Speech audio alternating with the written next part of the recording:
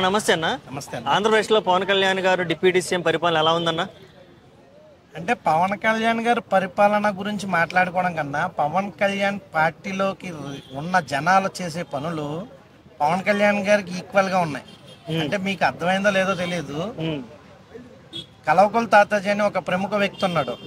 ఆయన పవన్ కళ్యాణ్ ఆయన actually local గా ఛాంబర్ ఆఫ్ కామర్స్ ప్రెసిడెంట్. ఆయన పవన్ కళ్యాణ్ పార్టీకి రీసెంట్ గా వచ్చారు. వచ్చి రాగానే టిక్కో హౌసెస్ కి సంబంధించిన అజయ్ కుమార్ గారు, వేములవాడ అజయ్ కుమార్ గారు అమలాపురం రావడం జరిగింది. అమలాపురం ప్రజలు ఇబ్బంది పడుతున్నారన్న విషయం తెలిసిన తర్వాత ఒక 10 లక్షల రూపాయల ట్యాంకర్ తాతాజీ అనే వ్యక్తి గిఫ్ట్ ఇవ్వడం జరిగింది. వేళ పవన్ కళ్యాణ్ గారు నిజంగా టిక్కో ప్రజలకి వాటర్ ట్యాంక్ ఇవ్వలే. ఆయన వ్యక్తిత్వానికి ఆ పార్టీలో జాయిన్ అయిన తాతాజీ గారు ప్రజల సమస్య చూసుకొని వాటర్ ట్యాంక్ ఇచ్చినట్టుగా పవన్ కళ్యాణ్ దగ్గరికి వెళ్తే మా సమస్యకి పరిష్కారం దొరుకుతుంది అనే ఒక ఫీలింగ్ వచ్చేసింది. డిప్యూటీ సీఎం తీస్తానంటున్నారు. పవన్ కళ్యాణ్ కనుక డిప్యూటీ సీఎం తీస్తే తెలుగుదేశం పార్టీ అనేది కనపడదు భయ్య. 11 సీట్లు కాదు కదా, అలా తండ్రి కొడుకులు ఇద్దరికే సీట్లు రావడం కష్టం. ఓకే, డిప్యూటీ సీఎం గా ఇప్పుడు డ్రాప్ అయ్యి నెక్స్ట్ రాబోయే ఎన్నికల్లో ఒంటరిగా పోటీ చేస్తే పవన్ కళ్యాణ్ గారు సీఎం అయ్యే ఛాన్స్ ఏమైనా ఉందంటారా? నాకు తెలిసి ఇదైతే చాలా బాగుంటుంది అనుకుంటున్నాను నేను. ఒంటరిగా పోటీ చేయడం అనేది ఆయన సత్తా నిరూపించుకునే ఛాన్స్ ఉంటుందంటారా? ఉంటుంది మ్యాక్సిమం. ఎందుకంటే ఈయన ఆంధ్రాలో చేస్తేనే నగ్గలేదు, ఢిల్లీకే రాజు అయ్యాడు. ఢిల్లీ గల్లీల్లో కూడా రాజకీయం చేసిందే పవన్ కళ్యాణ్ భయ్య.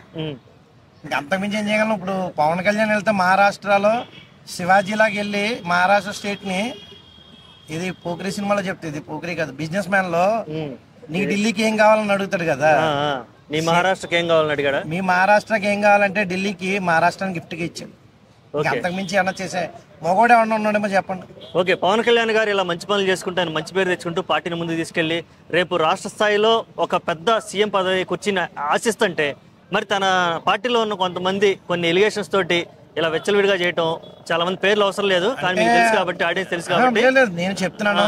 ఇలాంటి కిరణ్ రాయల్ గురించి చెప్పిన ప్రెస్ మీట్ లో పెట్టిన ఒక 10 నిమిషాలు మంచి క్వశ్చన్ అడిగారు.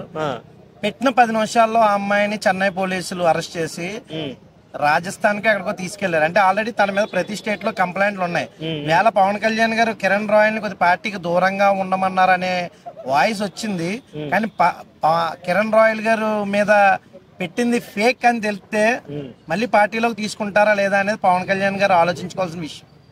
అంటే అంత పార్టీకి పనిచేసిన వ్యక్తి. నేను చాలా వీడియోలు చూశాను, తనకి నాకు పరిచయం లేదు. నాది ఎక్కడో అమలాపురం, తనది ఎక్కడో తిరుపతి. కానీ కిరణ్ రాయల్ జగన్ వేసిన ప్రతి కౌంటర్కి కూడా రీకౌంటర్ ఇచ్చేవాడు.